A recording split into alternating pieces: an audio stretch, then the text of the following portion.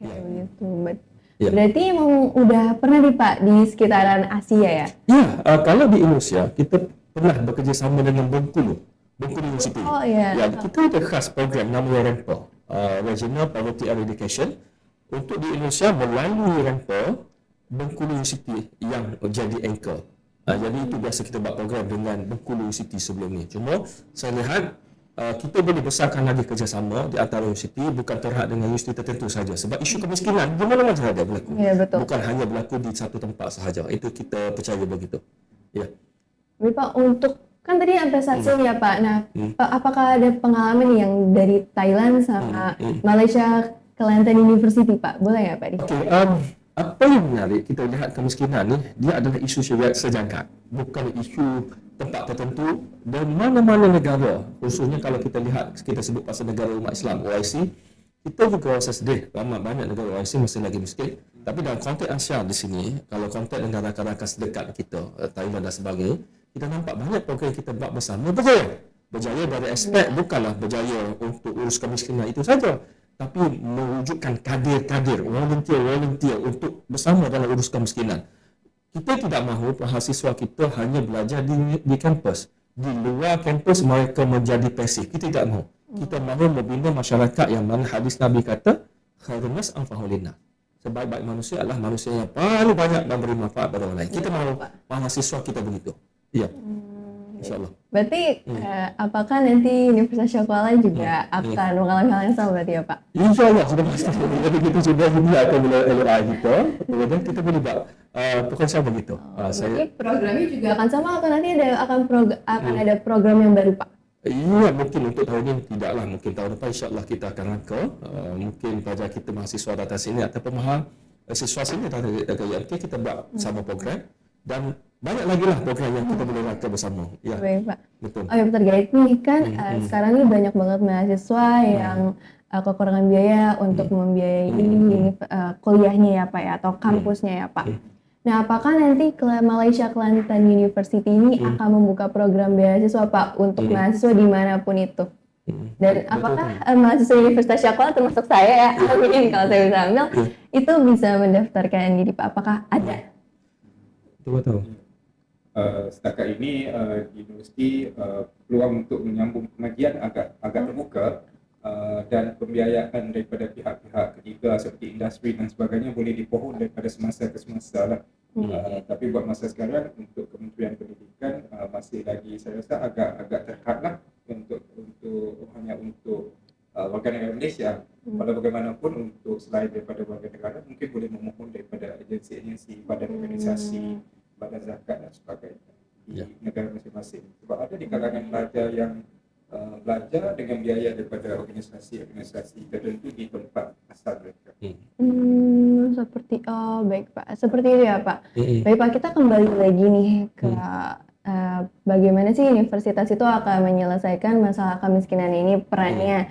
Nah, menurut Bapak, bagaimana universitas ini memfasilitasi untuk menyelesaikan masalah kemiskinan ini Pak? Kalau dari Malaysia Kelantan University ini, apakah ada atau pernah memfasilitasi masalah ini Pak? Baik, Alhamdulillah. Saya lihat peranan universiti ini ada 3 khas untuk kemiskinan. Satu sudah pastilah, bila kita sebut pasal kemiskinan, kami percaya hasil kajian kami secara konkret, secara ilmiah, kemiskinan berlaku disebabkan oleh modal insan, human capital mereka rendah. Maksudnya knowledge dan skill yang rendah, termasuklah kemahiran bertakur, berfikir, kemahiran untuk bersosial dan sebagainya. Universiti sebenarnya salah satu kilang, istilah kilang itu mungkin negatif, tapi satu pusat untuk mentransformasikan orang miskin ataupun komuniti miskin ataupun pelajar daripada komuniti miskin untuk transformasi minda mereka dari sudut human capital dan ready bersedia untuk bersama dengan masyarakat di arus perdana. Itu yang pertama.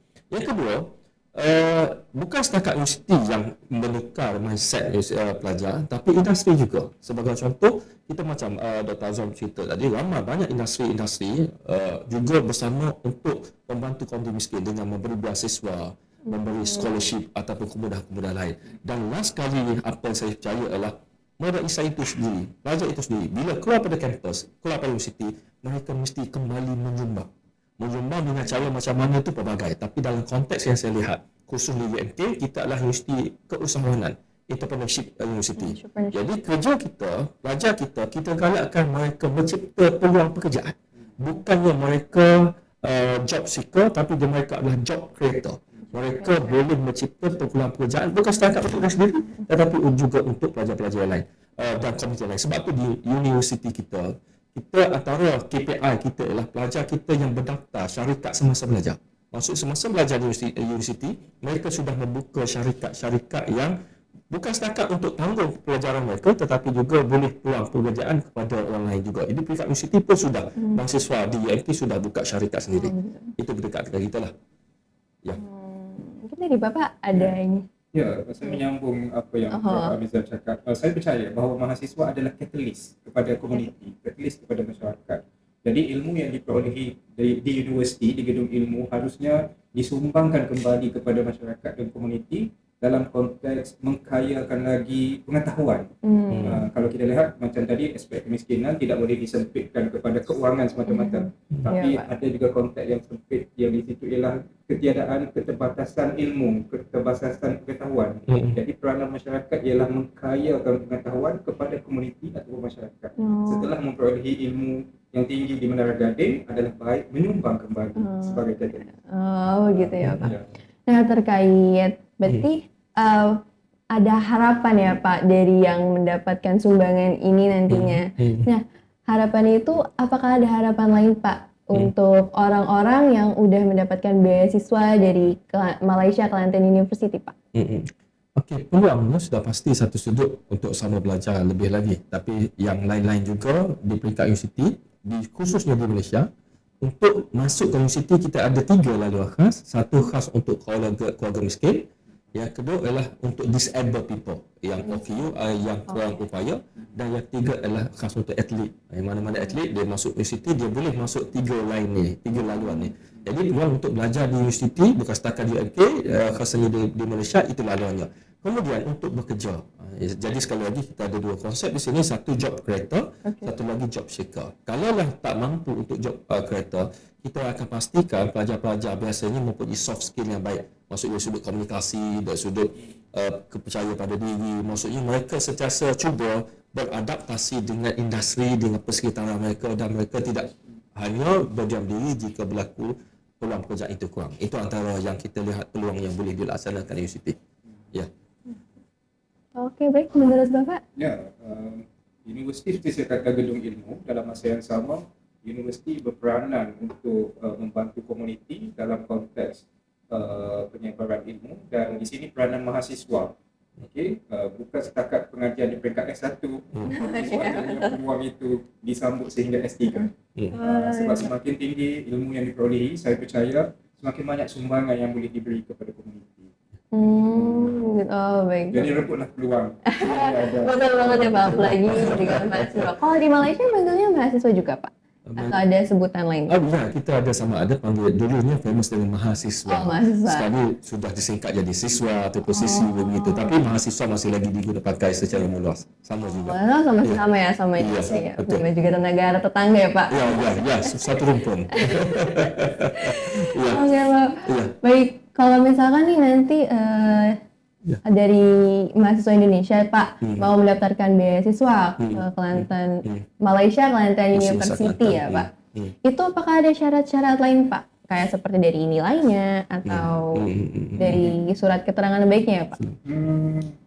Kebiasaannya kalau saya lihat secara umum lah, biasanya pelajar harus memperoleh keputusan yang cemerlang dalam peringkat S1, contohnya S1 di sini, dan melanjutkan pengajian ke Malaysia. Yang biasanya biaya pengajian ini bukan sekadar dalam bentuk beasiswa, tetapi dalam bentuk kajian penyelidikan. Contohnya pelajar itu dilantik sebagai pembantu penyelidik, dan dalam masa yang sama boleh meneruskan pengajian di S2.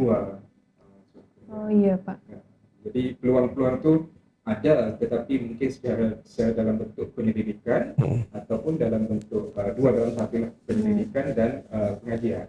Oh begitu ya Pak. Tapi di peringkat S1-nya harus seimbang juga. Oh iya. Oke, baik Pak. Berarti banyak banget ya harapan Bapak dan juga peluang-peluang dari mahasiswa Sasia ini buat bisa masuk ke atau enggak atau enggak belajar di Malaysia Kelantan University. Iya. Oke, Masya Allah. Insyaallah. Baik Pak, terima kasih banyak ya atas ilmunya, kesempatannya pada hari ini. Terima kasih juga. Terima kasih. Nanti jemput datang ke UMK nanti, mesti masa Kelantan nanti. Mana Pak? InsyaAllah. Nanti ada rombongan Pak. Bulan, ya insyaAllah. Merasa senang banget Pak saat bisa diundang ke sana ya. Boleh insyaAllah, kita aturkan nanti. Boleh Pak. Baik, masih. Terima lagi. Baiklah, terima kasih kepada para penonton telah menyaksikan podcast kali ini. Semoga ilmu yang bermanfaat dapat bermanfaat bagi kalian semua. Sekian, terima kasih. Wassalamualaikum warahmatullahi wabarakatuh. Waalaikumsalam.